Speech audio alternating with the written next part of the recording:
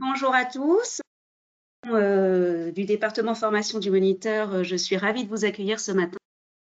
Ce webinaire qui va nous permettre de faire un petit peu un panorama des enjeux du logement social, enjeux à la fois environnementaux, économiques, sociaux, mais aussi politiques.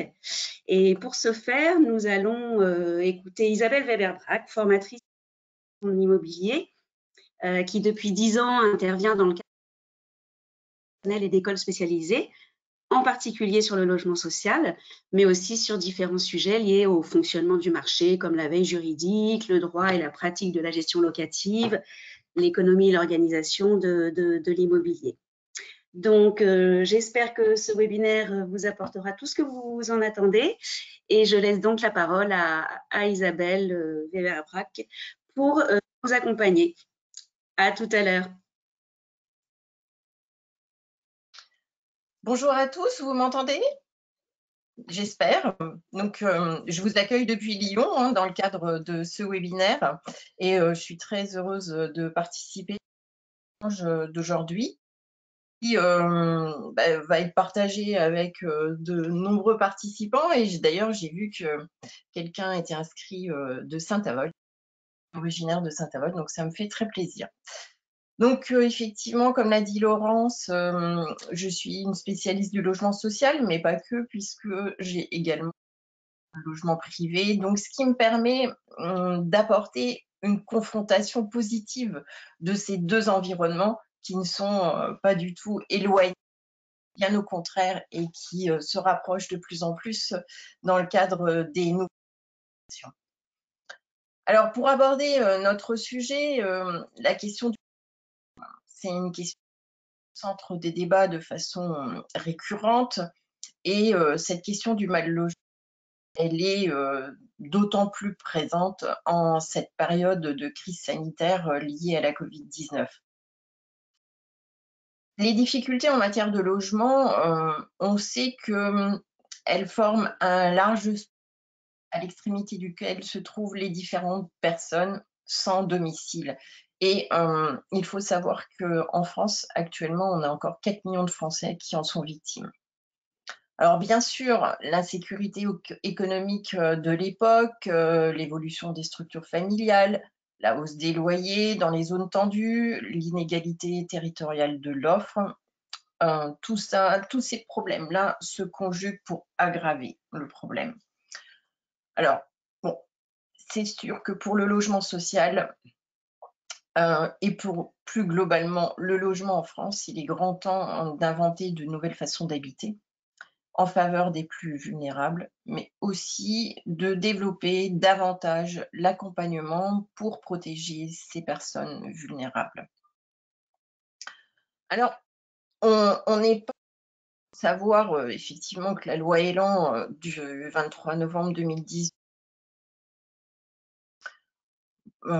souhaite encore et faire évoluer, mais je veux juste vous faire un petit rappel sur je veux dire, l'histoire du logement social et vous rappeler quand même qu'on a accumulé un certain nombre de couches de textes pour la mise en œuvre du droit au logement.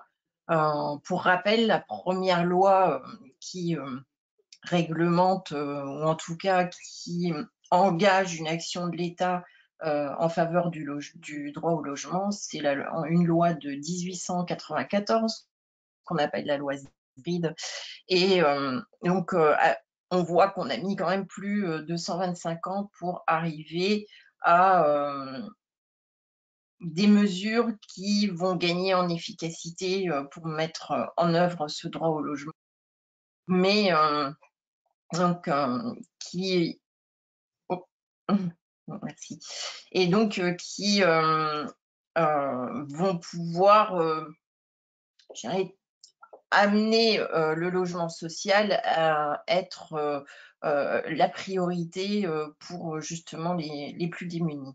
Alors, on va essayer de faire un panorama des dernières mesures en faveur de ce droit fondamental, hein, en sachant que ce droit fondamental, donc avec le fameux droit au logement intégré mis en avant en 2007 par la loi Dallot. Ce droit fondamental, il est basé, il s'appuie sur le préambule de la Constitution de 1946. Donc on voit quand même qu'on a encore des bases juridiques pour mettre en avant ce droit. On a encore des progrès à faire, même si les différentes réglementations depuis l'an 2000 ont été dans ce sens. Alors, on va effectivement balayer dans un premier temps les enjeux environnementaux et puis donc forcément se poser la question de la place du logement social, enjeu qui est rappelé dans le cadre de cette fameuse loi Elan.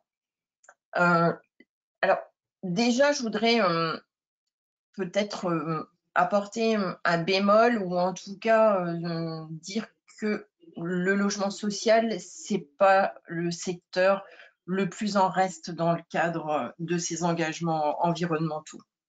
Ça fait bien longtemps que à travers les réhabilitations de son parc, a engagé ce défi de la prise en compte des objectifs environnementaux. Et on sait que, par exemple, sur les classements énergétiques, il reste 7% du parc social qui est classé F. Donc, on voit que dans le cadre des stratégies des plans patrimoniaux, le logement social s'est engagé sur ces aspects environnementaux depuis bien longtemps. Alors bien sûr, on a quand même l'objectif de réduire l'empreinte carbone des neufs, avec un objectif zéro carbone d'ici 2050. On a la RE, donc la réglementation environnementale 2020, qui va permettre d'évaluer et de limiter les gaz à effet de serre sur l'ensemble du cycle d'un. On encourage le stockage du carbone dans les constructions, mais l'objectif numéro 1 d'environnement, c'est vraiment d'aller construire des logements neufs pour le logement social, de construire des logements neufs dans les zones où la demande est la plus forte, bien sûr, avec des logements qui répondent à ces différentes normes. Et puis, bien sûr, de lutter contre les fameuses passoires thermiques et de lutter aussi sur la précarité, contre la précarité énergétique, puisque les ménages qui souffrent du froid dans leur logement, qui rencontrent des difficultés à payer leurs factures d'énergie parce qu'elles sont trop élevées et que leurs revenus sont trop faibles par rapport à ces dépenses, doit être pris en compte donc dans le cadre de ce plan de lutte contre les passoires thermiques et la précarité énergétique. Les bailleurs sociaux s'y sont engagés aussi depuis de nombreuses années. Petit ajout de la loi Elan par rapport à la définition de décence du logement décent, la décence du logement qui est remis aux locataires. Donc, on sait que la définition de la décence, elle a évolué au fur et à mesure des textes. Et donc, la loi Elan y a ajouté un chapitre sur la prolifération des nuisibles, et notamment tout ce qui est risque d'invasion par rapport aux punaises de lit, qui est un sujet pour le logement social, mais aussi pour le logement privé. En tout cas, un vrai sujet de préoccupation en faisant peser la responsabilité de mettre fin à ces infestations aux bailleurs. Donc voilà rapidement les enjeux environnementaux en rappelant quand même le logement social français n'est pas à la traîne sur ce domaine-là.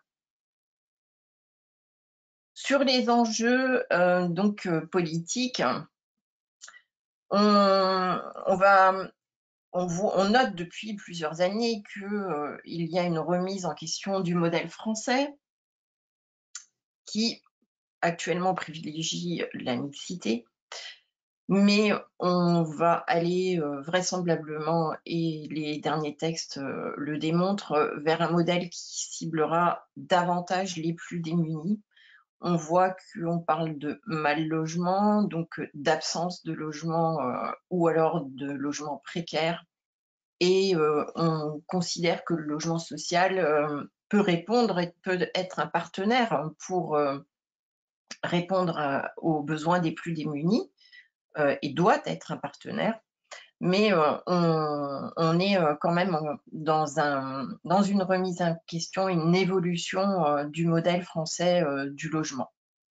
On voit donc sur notre slide qu'on a 4,5 millions de logements sociaux qui sont répartis entre environ 700 organismes HLM, publics ou privés. Et on a actuellement 2 millions de demandes de logement social en attente. Donc, issus du logement social, je vais revenir sur ces chiffres qui sont quand même assez importants à intégrer. Alors, qu'est-ce qu'on va mettre en place, ou en tout cas, quels sont les apports de la loi Elan dans le cadre de ce contexte politique? On peut passer à la slide suivante. Merci. Donc, on a des outils d'encadrement et d'incitation pour accroître le parc social. Il est bien évident que lorsque on dit qu'on a 2 millions de demandes de logement en attente, on a besoin de logements. On a récemment entendu Emmanuel Cos dire qu'il fallait vraiment booster la construction de logements et passer sur un engagement de logements par an. On sait qu'avec la crise, ça va être difficile, même si le secteur n'est pas fortement impacté et que les programmes qui doivent sortir vraisemblablement. Mais on a quand même des outils d'encadrement et d'incitation pour accroître le parc social et promouvoir le parcours résidentiel, parce que quand on dit 40% des demandes de logement en instance issues du parc social, c'est qu'à l'intérieur du parc social, on a un problème de mobilité, de rotation. Et donc la loi Elan met en place, va demander aux bailleurs de mettre en place un certain nombre de mesures pour faciliter cette rotation. Et en tout cas, on a forcément besoin de pouvoir répondre différemment à la demande, et c'est aussi pour ça qu'on enregistre énormément de demandes de mutation, de demandes de logement social. Alors, juste un rappel historique, le logement social, il est issu d'initiatives privées, d'entreprises, de chefs d'entreprise qui avaient besoin de loger leurs salariés à proximité de leur lieu de production. Et donc, à des personnes qui bien souvent venaient du milieu rural, proposer un logement en accessoire au contrat de travail. Donc, on avait plutôt des logements familiaux. Et on voit qu'avec l'évolution de la composition familiale actuelle, qu'on a moins en moins besoin de grands logements, mais plutôt de logements intermédiaires, type 2, type 3. Et avec les recompositions familiales, on voit aussi que maintenant, quand on dit qu'un mariage sur 2 se solde par un divorce, à l'époque où on avait besoin d'un logement, maintenant, pour une famille, on a besoin de 2 logements. Mais on n'a plus besoin de logements T5, T6, comme le parc ancien qui compose en grande partie le logement social, en tout cas dans son parc ancien. Est composé de ces typologies-là, plutôt de grands logements, alors que la demande actuel est ciblé sur des typologies plus petites, T2, voire T1 et T3. Donc, on voit qu'on aura des outils d'encadrement qui vont pouvoir plus largement en tout cas, booster la construction de ce type de typologie. Et puis, alors, on sait que par rapport à la situation actuelle et la crise sanitaire, on sait que le logement social, c'est un secteur qui est assez résilient. Et pourquoi il est résilient? Parce qu'on a des financements, un circuit de financement quand même assez inédit dans le logement social, hein, pour construire ou rénover et pratiquer de la réhabilitation. On a donc un endettement à long terme, des crédits qui sont adossés sur le taux du livret A, donc avec des coûts réduits, et donc un modèle économique solide. Et c'est pour ça qu'on considère que le secteur du logement social est un secteur résilient. Néanmoins, on a donc la loi Elan a mis en place et avec un objectif à échéance du 1er janvier 2021, un mouvement à inciter les bailleurs sociaux à se regrouper pour être davantage efficaces et mieux cibler les potentialités de construction dans les zones tendues. Donc, l'échéance du 1er janvier 2021 semble un peu illusoire, compte tenu quand même de la crise sanitaire qui a mis un coup assez brutal sur les fusions et puis les sociétés de coordination qui sont amenées à pouvoir gérer cette restructuration et donc à mener à des organismes HLM, puisque l'objectif de cette restructuration, c'est que les bailleurs gérant moins de 12 000 logements devront forcément se regrouper entre eux pour davantage de moyens. Donc voilà les enjeux politiques pour demain qui sont largement déjà bien engagés pour le monde du logement social. Alors, sur les enjeux économiques, on a cette fameuse diagonale du vide, hein, avec justement dans le cadre de la restructuration du logement social, on va pouvoir rééquilibrer les territoires et pouvoir trouver des fonds en tout cas mobiliser des fonds qui vont pouvoir nous permettre de répondre à la demande de logement de façon territoriale également. Donc cette fameuse diagonale du vide qui part de l'est de la France et puis qui finit plutôt dans le sud-ouest ou plutôt vers le Périgord, on voit que c'est des périmètres qui sont détendus, où on a une présence de bailleurs sociaux, bien sûr, et qui, au fil des ans, a vu sa population décroître et avec de logements moindres.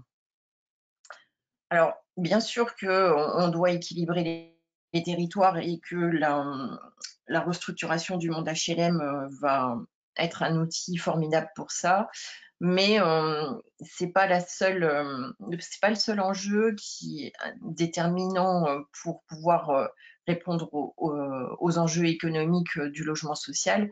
On a aussi le besoin de dynamiser, en tout cas de faire revenir de la mixité en centre-ville, qui a plutôt été négligée depuis de nombreuses années, parce que quand on a eu besoin de loger en masse les populations, la deuxième génération des populations qui étaient arrivées en France après-guerre, on a construit les fameuses banlieue, hein, les zones urbanisées en priorité.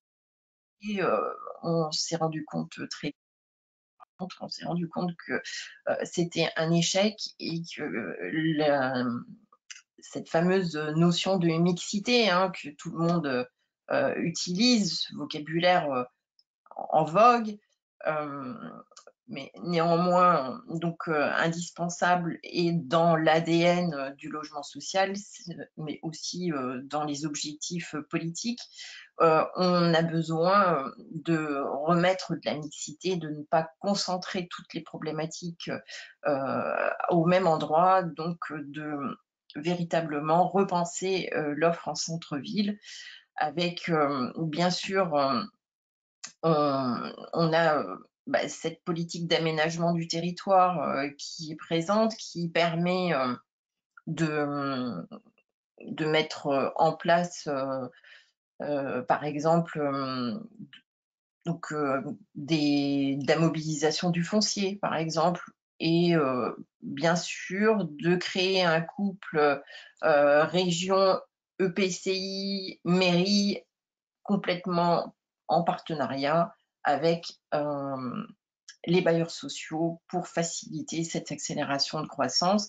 Parce que qui dit logement social en centre-ville ou immédiatement en périphérie immédiate, dit forcément besoin d'accès routier, d'infrastructures, de desserte, dit commerce, dit école.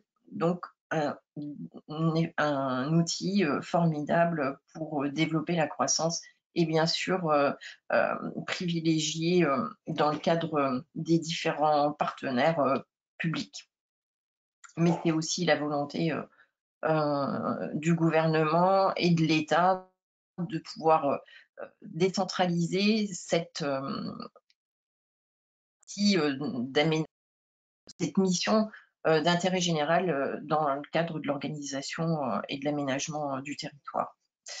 Le dispositif nouveau, en tout cas bien lifté, qui apparaît dans la loi Elan, c'est un dispositif qui accélère et facilite l'accession sociale à la propriété, parce que si on veut aussi pouvoir un parcours résidentiel aux différents locataires du logement social, il faut qu'on puisse leur proposer à un moment donné de leur vie dans le logement social, puisqu'on sait qu'on a quasiment un Français sur deux qui a vécu ou qui vivra ou qui vit actuellement dans le logement social.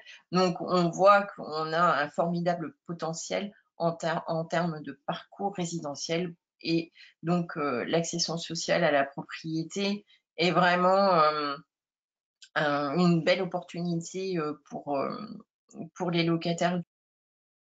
Mais on voit que l'objectif de la vente du patrimoine du logement social, c'est aussi un objectif financier, parce que c'est la possibilité pour les bailleurs sociaux de pouvoir dégager des capacités financières pour reconstruire du logement neuf dans les territoires l'offre est déséquilibrée, et donc dans des territoires où on a une demande tendue.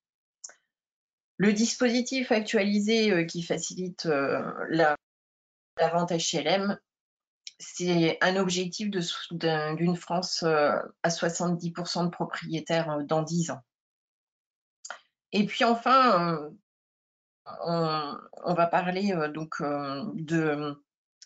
des enjeux sociaux, puisque on a véritablement quand même un impact sur de la crise provoquée par la crise sanitaire sur les locataires HLM, et notamment un impact financier. Alors, je modère un petit peu quand même mes propos, parce que les locataires qui sont en place dans le logement social vont être relativement grâce au logement social et à l'engagement des bailleurs sociaux.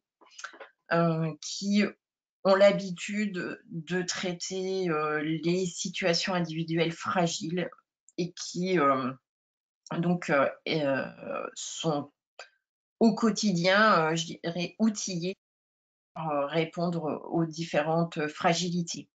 Mais quand on sait que le logement social ne répond qu'à 20% de la demande de logement, alors que 80% des Français pourraient être admis dans le logement social. Donc, on voit qu'on a toute une frange de la population qui est obligée de se rabattre sur le logement privé pour insuffisance d'offres dans le logement social. Et donc, on sait que c'est davantage ce public qui aurait aussi leur place dans le logement social, mais qui sont logés dans le logement privé, qui est ce public qui rencontrera le plus de difficultés dans le cadre des impacts de la crise sanitaire. Alors bien sûr, cette concentration des logements sociaux dans les grands pôles urbains, ça va être déjà, dans le cadre de la loi Elan, un véritable impact sur, on peut peut-être changer de slide? Merci, Laurence. Merci. Donc, pour pouvoir faire face à cet impact et vraiment cibler les demandes prioritaires, et notamment dans les zones très fortement urbanisées et en densité de population dans le logement social, c'est le début de la cotation. Donc ça, c'est vraiment une première étape que la loi Elan, elle met en place, c'est on va coter les demandes de logement social. Et donc, dans un premier temps, sur les territoires de Paris et de Lyon, grâce aux différentes métropoles et intercommunalités, qui vont mettre en place cette cotation avec forcément une prise en compte de la précarité, donc une réponse encore au mal logement, une réponse aussi à l'urgence. Et donc cette cotation devrait se mettre en place dès septembre 2021 pour un début, certainement pas une fin, pour pouvoir davantage cibler les personnes qui ont le plus besoin d'être logées dans le logement social. Alors, je vous ai dit des mesures pour faciliter la rotation, parce que la problématique de la rotation, c'est une vraie problématique.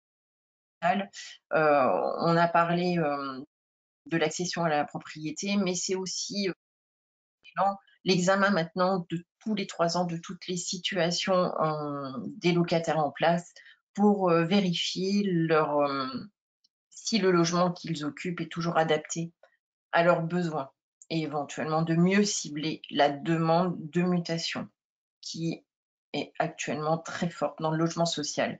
Donc on aura véritablement une analyse, une expertise de chaque situation individuelle pour les locataires du parc social. Alors bien sûr, on a toujours notre possibilité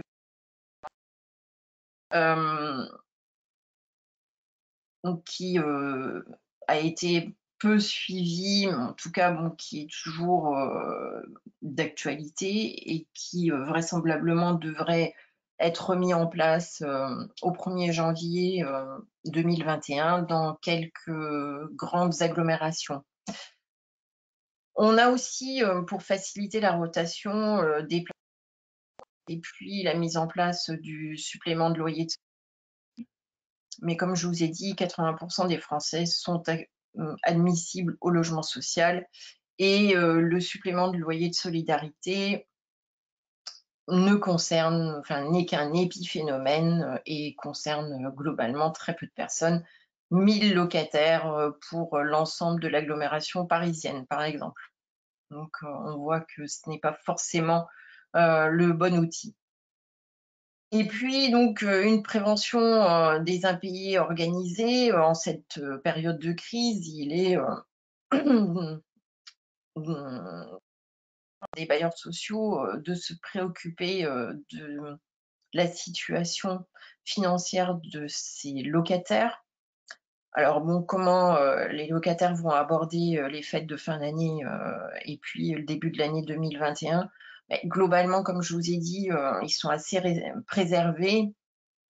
On a bien sûr, dans le cadre de la loi Elan, un renforcement de l'organisation des diagnostics sociaux et financiers, mais comme je vous autre sujet, le logement social n'est pas à la traîne non plus sur ce domaine-là. Ça fait bien longtemps qu'on a créé des services contentieux où l'activité sociale, l'analyse sociale et l'accompagnement social sont présents avec bien entendu les partenaires du monde de l'accompagnement social et les différentes associations qu'il ne faut pas oublier, partenaires indispensables des bailleurs sociaux. Alors oui, on a eu en 2018 l'information, enfin la réglementation qui a mis en place la baisse des APL pour tous les locataires, mais on a vu aussi que le logement social avait su réagir et proposer la réduction du loyer de solidarité qui rend l'impact de la baisse des APL pour les locataires beaucoup moins important, avec en plus, à partir du 1er janvier 2021, la prise en compte par les caisses d'allocation familiale des revenus en temps réel, donc une possibilité de réduire les inégalités de façon encore plus forte. Alors, on sait que l'accompagnement est indispensable, que des bailleurs sociaux se mobilisent auprès des locataires fragilisés. J'ai encore vu hier qu'on avait certains bailleurs sociaux qui distribuent des produits, des paniers avec des produits de première nécessité à certains locataires. Et comme le disait le personnel de proximité, ça fait partie de notre ADN. Et effectivement, je pense que c'est vraiment c'est ancrer une valeur forte du logement social pour se tourner vers les autres. Donc, dans le cadre des impayés, on ne peut pas passer sous silence les événements qui ont eu lieu après la levée du premier confinement, où on voit qu'on a en débat actuellement un nouveau dispositif anti-squatteur pour préserver le droit de propriété et faciliter l'expulsion des squatteurs qui entrent par effraction dans une résidence, qu'elle soit principale d'ailleurs ou secondaire, une des nouveautés.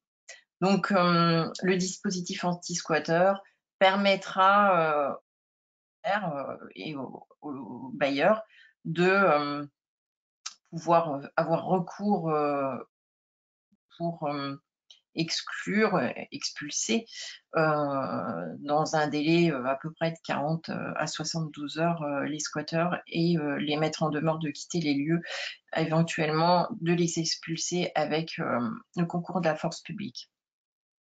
Et parallèlement à justement la préservation de ce droit au logement et l'accompagnement des locataires en difficulté, on a aussi toutes les sanctions qui renforcent la sous-location du type Airbnb, qui se pratique. J'y ai été confrontée à plusieurs reprises. Et donc, on voit qu'on a depuis 2019 un renforcement des contrôles sur les différentes plateformes de location et puis la nécessité d'obtenir, dans les zones tendues justement, d'obtenir une autorisation pour pouvoir mettre son logement en location, ce qui permet aussi d'exclure le plus souvent possible les logements sociaux de ce type de plateforme, parce que je vous dis, j'en ai rencontré à plusieurs reprises et c'est assez cocasse comme situation. Mais ça ne répond absolument pas au logement social et on doit veiller à maîtriser ces dérives, et la loi Elan renforce les sanctions dans ce type de mesures. Donc voilà un panorama rapide. J'ai eu un débit assez rapide parce que je souhaitais tenir le timing et éventuellement encore répondre à vos questions. J'ai été assez complète, le plus complet possible. Et je vous remercie pour votre attention. C'est nous qui vous remercions, Isabelle Weber-Bragg, pour cette intervention, effectivement. On va peut-être prendre le temps quand même de revenir sur une notion que vous avez évoquée à plusieurs reprises, celle des zones tendues, Oui. qui visiblement n'est pas très claire pour tout le monde. Est-ce que vous pouvez nous rappeler en quoi consiste cette définition de zone tendue? Alors, je vais vous faire une définition à l'envers, où on a donc cette fameuse diagonale qui traverse la France d'est en ouest, où on a peu de demandes et donc malgré tout une offre de logements. Les zones tendues, c'est des secteurs géographiques, souvent des métropoles. Alors la zone tendue presque évidente, c'est la région parisienne, mais c'est aussi Lyon, c'est aussi la Côte d'Azur, le périmètre de la Côte d'Azur. C'est Lille, par exemple, des grandes métropoles où la demande est bien largement supérieure à l'offre. Et donc, pour exemple, sur Lyon, une demande de logement social, il faut maintenant compter entre 2 et 3 ans pour espérer obtenir un logement social. Donc voilà, c'est comme ça qu'on peut illustrer les zones tendues, ces zones où on a un déséquilibre très fort entre l'offre et la demande. Très bien. Bah, écoutez, je vous remercie encore infiniment pour cette présentation. Donc, nous avons parfaitement tenu le timing. Bah, écoutez, n'hésitez pas à poser votre question, vous le souhaitez, d'y répondre. Merci à tous d'avoir participé. J'allais question vu qu'on a été un tout. Alors, la vente des appartements à leurs occupants se fait-elle ponctuellement ou avec création de copropriété ou par immeuble? Alors, la vente des appartements dans le cadre de l'accession à la propriété, alors pour les locataires en place, il faut avoir eu le statut de locataire pendant 2 ans au minimum. À partir de ce moment-là, vous pouvez accéder avec des conditions favorables, des conditions aussi en cas d'accident de la vie très favorables également, puisque le vendeur a une obligation de reprise. Le fait de vendre un logement, donc crée obligatoirement une copropriété.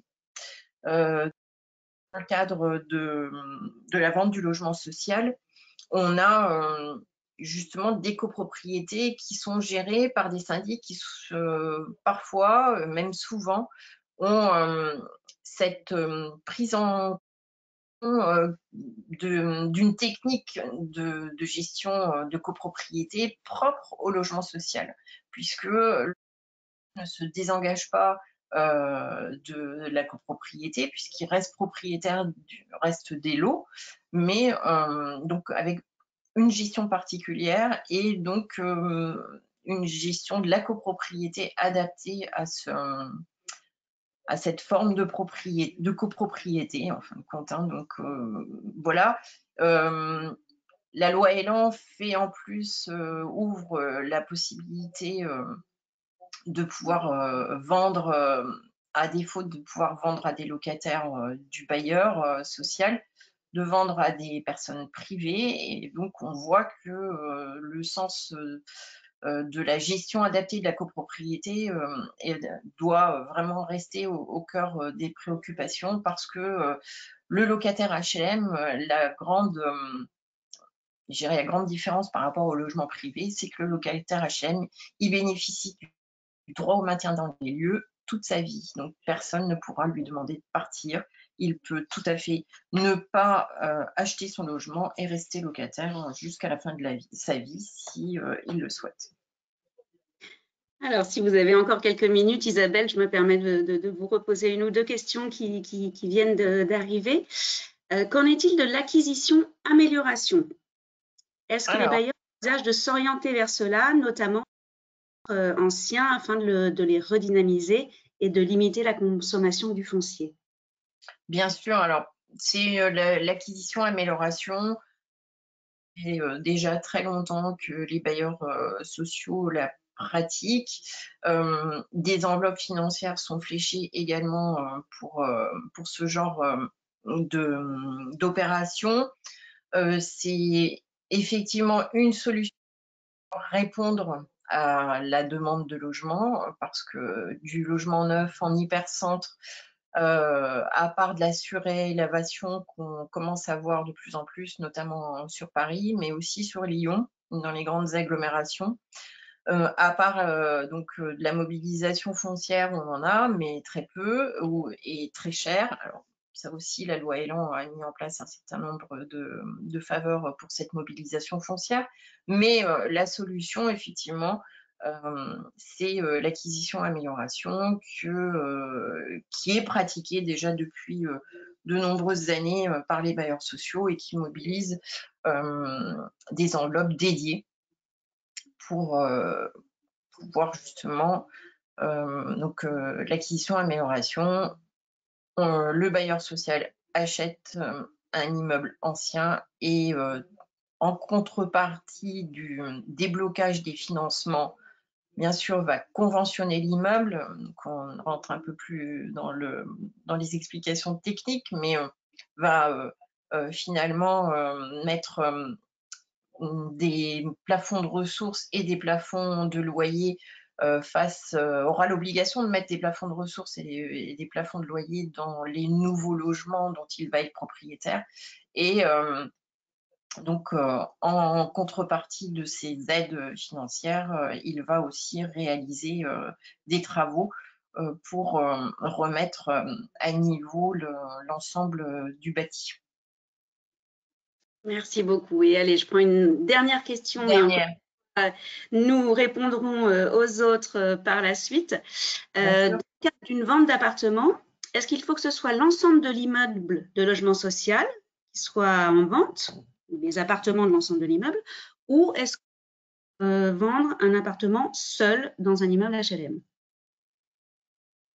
Alors, les opérations, elles sont définies. Alors, on ne peut pas vendre seul un appartement pour le moment.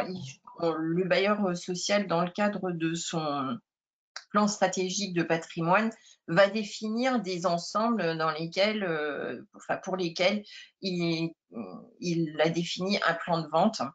Et pour le moment, on met en vente un programme dans lequel on va vendre des unités. Mais comme je l'ai expliqué tout à l'heure, la vente à l'unité dans ce programme globalement mis en vente. Alors pourquoi globalement mis en vente?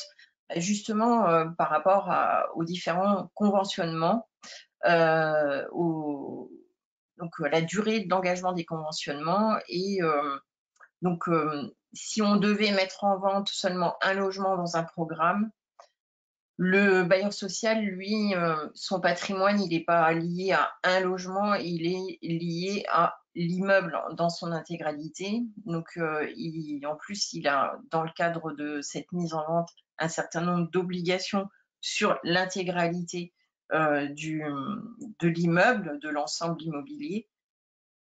On voit bien qu'on ne peut pas, pour le moment, mettre en vente une unité dans un ensemble dont le bailleur social resterait propriétaire. Alors, je dis pour le moment parce qu'on a de plus en plus d'opérations dans les grandes agglomérations où on a une obligation, à Lyon c'est le cas, pour les promoteurs d'insérer, au titre de la mixité, d'insérer des logements sociaux dans une copropriété qui, au départ, est une copropriété de propriétaires privés. Investisseurs, loi Pinel, enfin différents profils. Et donc, ce qui veut dire que dans une copropriété privée, on a un certain nombre de lots, ça peut aller aux alentours de 20%. Donc, ces différents lots sont répartis dans le programme complet que le promoteur met en vente. Et donc, peut-être que dans 20, 30 ou 40 ans, puisque bon, une opération, c'est en principe, c'est des prêts qui vont de longue durée, hein, plutôt 50 ans. Donc, dans le cadre de ces opérations, dans quelques années, on verra peut-être la possibilité d'acheter un immeuble, enfin un logement à l'unité. Mais c'est pas encore pour maintenant. Eh bien, écoutez, je vous remercie encore infiniment, Isabelle Weber-Brack, de votre intervention.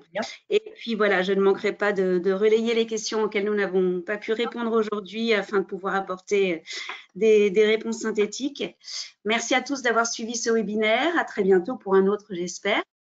Très bonne journée à tous. Merci, bonne journée. À votre